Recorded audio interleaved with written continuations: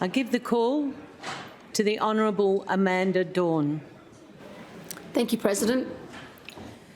I'd like to begin by acknowledging the traditional owners of the land on which we meet today, the Wadjuk people of the Noongar Nation, and pay my respects to elders past and present. Indigenous sovereignty was never ceded, and this means this was and always will be Aboriginal land. I recognise their continuing connection to lands, waters and communities, as well as the Indigenous ecological knowledge that sustained life for tens of thousands of years. I look forward to working together as an ally over the next 4 years of my term. Standing here today as the first ever Animal Justice Party Member of Parliament in Western Australia, I feel a deep mix of gratitude and responsibility. I never set out to be a politician. I came to this place not out of ambition, but out of conviction. My sister and I are first-generation Australians. Our parents immigrated from Germany in 1954, transported to Bonegella Migrant Hostel in Victoria, before settling in Western Australia in the early 70s, seeking better opportunities for our family. It was my older sister, Kathy, who sparked my journey into Parliament. When she was diagnosed with a glioblastoma brain tumour, we explored every avenue of healing, combining traditional treatments with complementary therapies. In that search, we found something unexpected, one that centred around plants, nutrition, and the idea that food should make us well, not sick. We made changes for her health, and those changes transformed my life. Because once I lifted the veil of my own ignorance, I saw the truth I had chosen to ignore. I saw a system built not on care, but on cruelty, and I knew I had to do something about it. These days, let's be honest, it's impossible to ignore. The footage is everywhere. Documentaries, social media, even mainstream news have exposed the cruelty, the dairy industry, the gassing of pigs, the shredding of baby chicks. It's not that people don't know, it's that they can't believe this is happening here in Australia, a country we like to think of as kind, with laws that protect animals from cruelty. We all have the power to stop looking away. I did. And once I made that choice, I couldn't go back. Documentaries like Forks Over Knives, Dominion, Lucent and Earthlings didn't just show me suffering, they were mirrors. And what I saw reflected back was a society built on secrecy, suffering and silence. I changed how I ate, how I lived, and eventually how I participated in society. Kathy had a kind face, a gentle soul, a true friend of the flowers. She'd be so proud of where I find myself today because it all started with her. I joined the Animal Justice Party because I wanted progress. The Animal Justice Party is the only political party in Australia dedicated to protecting all animals, because giving animals a voice in Parliament shouldn't be optional. And now here I am, a representative of animals, people and the planet. And I'm not alone. I'm proud to be the 5th Animal Justice Party Member of Parliament elected in Australia, joining a powerful movement that's already making real change. In New South Wales, the Honourable Emma Hurst has successfully banned forced swim and smoking experiments on animals, amended the Working with Children check system to ensure animal abusers cannot work with children, and amended legislation to recognise the link between domestic violence and animal abuse, and the inclusion of animal abuse as a form of coercive control. In Victoria, the Honourable Georgie Purcell established a parliamentary inquiry into pig welfare, secured funding for regional Victoria's first non-for-profit veterinary clinic, and amended family violence laws to recognise animals as victims. She is currently chairing a parliamentary inquiry into road strike in Victoria. Together we are proving that compassion is not just a value, it's a legislative force. Just a few months ago, I adopted a beautiful greyhound named Mr. Marble. He spent 3 years in the racing industry, discarded, overworked, used. But now Now he sleeps on a soft couch, chases tennis balls, he brings them back, and he gets belly rubs. He's finally loved.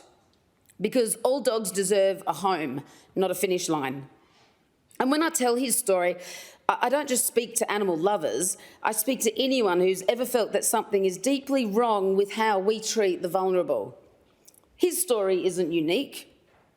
Animals used for entertainment, whether in racing, rodeos or roadside attractions, are treated as tools, not lives. This is completely outdated and unnecessary. Vulnerability deserves protection. And I say this to Parliament, let's work together. I know every one of us here has a story, a connection, maybe to a beloved pet, a bushland near your electorate, or a memory of wildlife in your childhood backyard. Let's build on that. Let's use what we already care about and protect it together. And before I move on, I want to recognise the Liberation Cooperative, a powerful force uniting our animal advocacy community. They bring people together, not just in protest, but in purpose. Their work inspires and strengthens us all. Let's talk about values and progress and what it means to be a society that aspires to greatness. Gandhi said, "The greatness of a nation and its moral progress can be judged by the way its animals are treated." And sadly, on this, Australia falls short. I am here because the truth is out there, and it's horrifying. A real-life horror show. It's not fiction, it's not a film, it's happening right now as we sit in this chamber. Going to the movies, we pay to be scared, to watch terrified victims run from shadowy figures.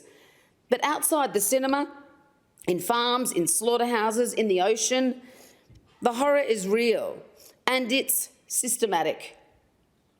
In this Australian-made nightmare, over 700 million land animals are slaughtered each year, many while still conscious, trapped, bleeding, screaming. Inside factory farms, pigs live in cages so small they can't turn around, denied everything that makes life worth living. When their time's up, they're loaded into gas chambers. They scream as they suffocate on carbon dioxide. For chickens raised for their eggs, which fate is worse? To be born male and dropped into an industrial grinder just hours after hatching, or to be born female, forced to live in darkness, crammed into a shed with thousands of others, your feathers falling out, your bones breaking, never seeing sunlight, never feeling earth beneath your feet. And what of dairy cows? Many still believe they produce milk simply because they're cows. But milk isn't made for us, it's made for their babies, their calves. Babies who are torn from them so we can pour milk into our coffee. The mothers cry out, the babies are taken, and that cry echoes across every industry that treats life as a product. It's a cycle of grief we've industrialised. This isn't a dystopian fantasy. This is standard practice. This is legal. This is now.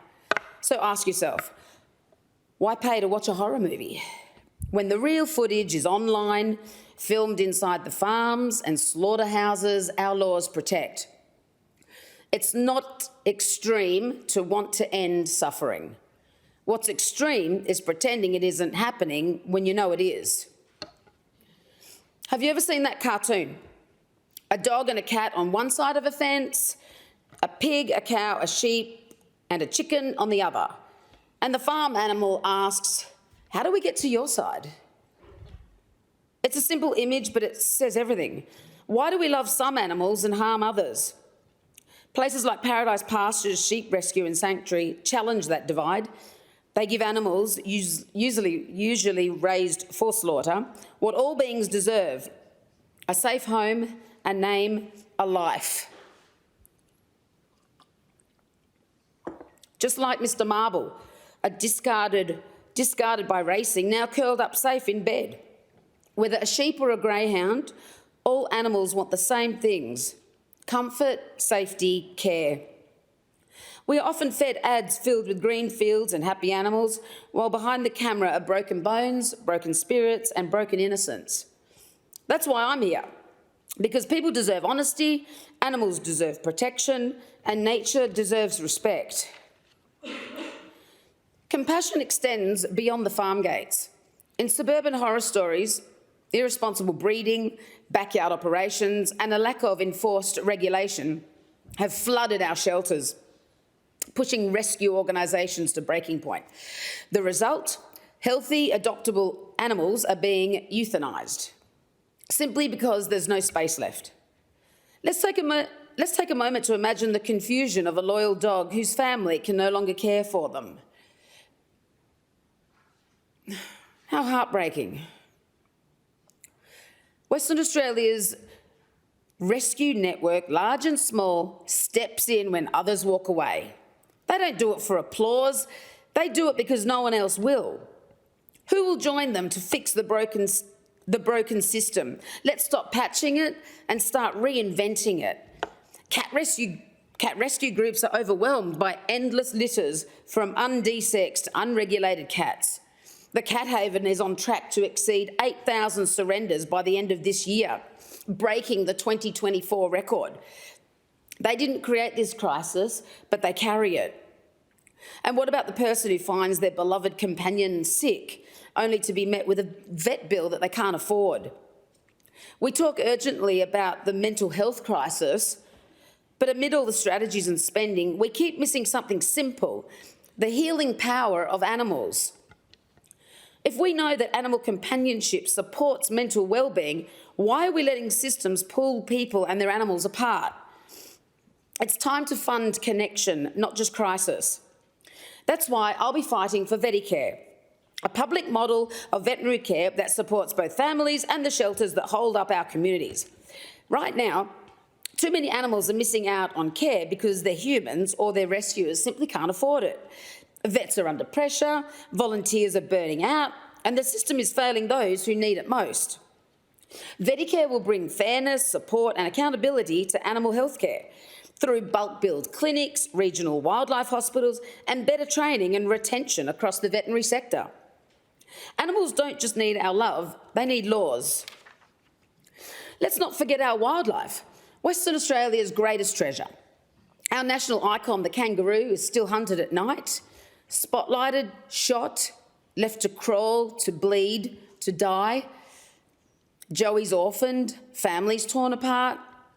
And the cruelty doesn't stop there. We still use 1080 poison, an indiscriminate killer.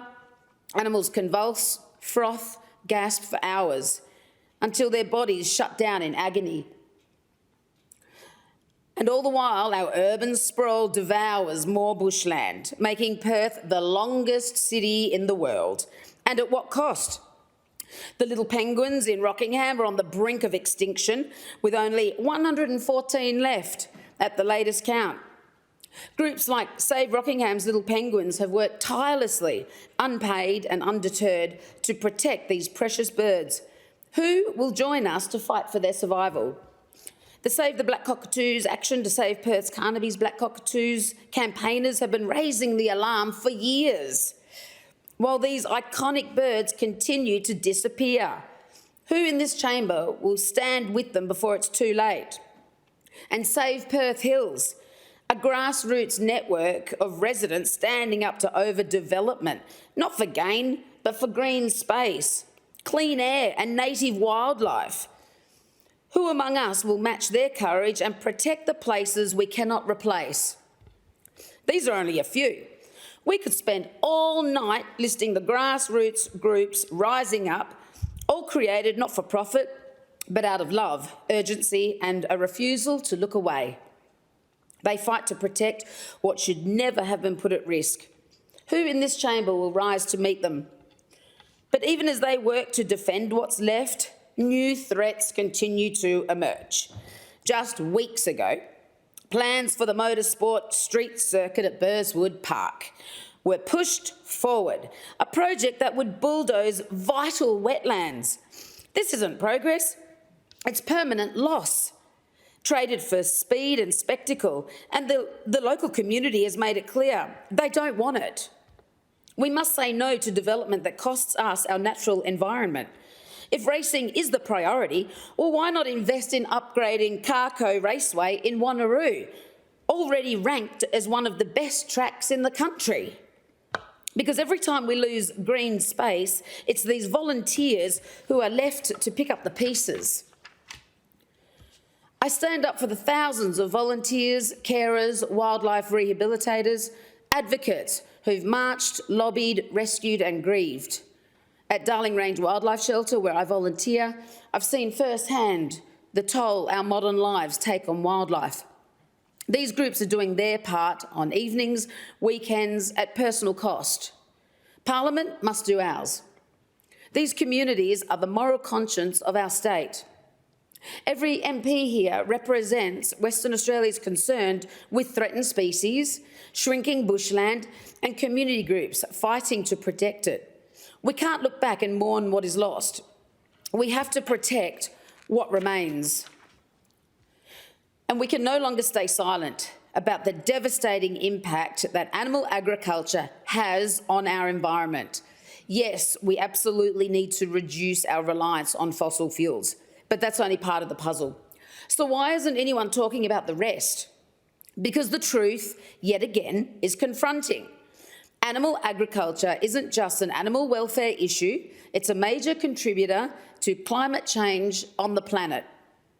Forests are being cleared to graze animals and grow feed crops, and when we bulldoze forests, we're not just destroying habitat, we're releasing carbon back into the atmosphere, just like burning coal. But instead of talking about this, our government continues to pour subsidies into the very industries causing the problem. Animal agriculture is one of the biggest disruptors of our planet's life support systems, and yet it's missing from most climate conversations. That has to change. Human intervention continues to disrupt the extraordinary balance of nature. One powerful example, the dingo, our native apex predator. For generations, dingoes have been wrongly vilified, despite playing a vital role in maintaining healthy ecosystems.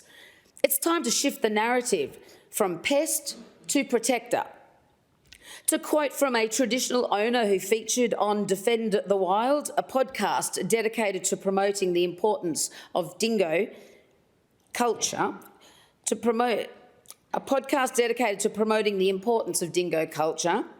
quote, "Dingoes are boss of country." I recently visited Woolleen Station in the Murchison, where I saw firsthand how restoring the land, working with traditional owners and letting nature lead can repair the damage of the past. So rather than imposing solutions from what I mentioned above, I want to listen. I want to speak to the landowners, the traditional owners, the pastoralists, and work together to restore the balance. Because if we're serious about building a livable future, then we need to honour the wisdom of the land and those who care for it. You don't have to agree with me on everything, but we can agree on something. And that's where we begin.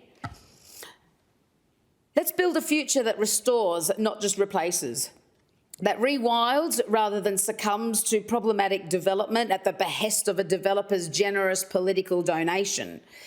Let's make choices based on principle, not profit. And let's fix a system where the same departments responsible for animal agriculture are also responsible for animal welfare. That's not governance. That's a very clear conflict of interest. It's time for an independent office of animal protection so that compassion for animals doesn't depend on industry interest. I'm not asking for anything radical. I'm asking for accountability, for compassion, and for the courage to act. Compassion is not a political ideology, it's a moral responsibility. I don't come to this parliament alone. I come with thousands of people who've marched, written letters, rescued animals, and sat silently in slaughterhouse vigils, a revolution in kindness. Change is hard, but I believe living with regret is harder. Let's be part of a future that's built on empathy, not exploitation, vision, not violence, solutions, not silence. This is not just activism. This is focused advocacy, and it's grounded in solutions. I believe in cooperation, in finding shared ground. And I believe there's more unity here than divisiveness. If you're willing to work together, to start with even the smallest step forward for animals, I'm ready. My door is open, let's talk. Because at the heart of it all, we want the same thing: to be proud of the world we leave behind. So I stand here, humbled, grateful, and ready. Ready to speak for the animals, ready to build bridges, ready to make every day count. And I know with your help, with our shared values, with our unstoppable compassion, we can make Western Australia not just the next state to elect the Animal Justice Party into Parliament, but the first to lead boldly for animals, people and the planet. Let's be known for our bravery to face the truth and act on it, for protecting the voiceless, for healing the land, for building laws with kindness at their core. We can do this together. Finally, to my family, thank you for always being there for me. To my darling niece Olivia, I hope to inspire you and your generation to continue what we start here today, to stand up for the most vulnerable amongst us, not because it's easy or convenient, but because it's kind, because it's morally right. And to Kathy, your journey inspired mine. Your legacy lives in every word I've spoken today, and you are never forgotten. And to my friends in the Animal Justice Party State Committee, to our incredible volunteers, to every rescuer, foster carer, wildlife warrior, shelter worker, animal healer and advocate, thank you. You are the heart of this movement. Your courage, compassion and relentless hope have lifted me up here. A revolution in kindness. This seat in Parliament may have my name on it, but it belongs to all of you. Thank you.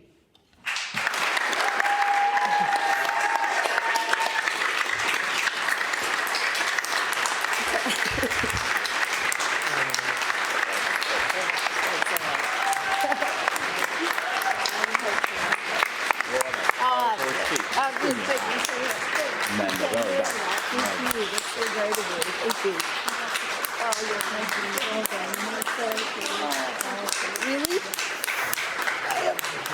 You're amazing, Pixie. Thanks, Jackie. Smashed it. Absolutely smashed it. Thank you. You're amazing. Thank you so much.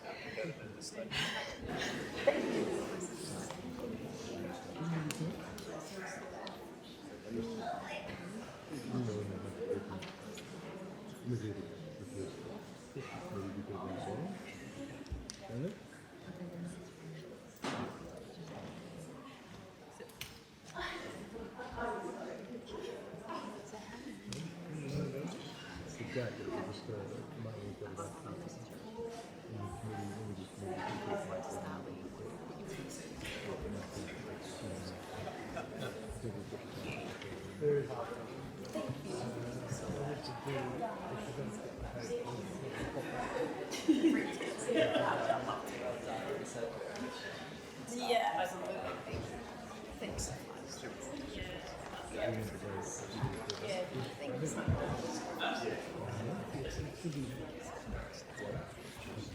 Hello, I've got a bug on the elbow, but I'm happy with that one. Thank you so much.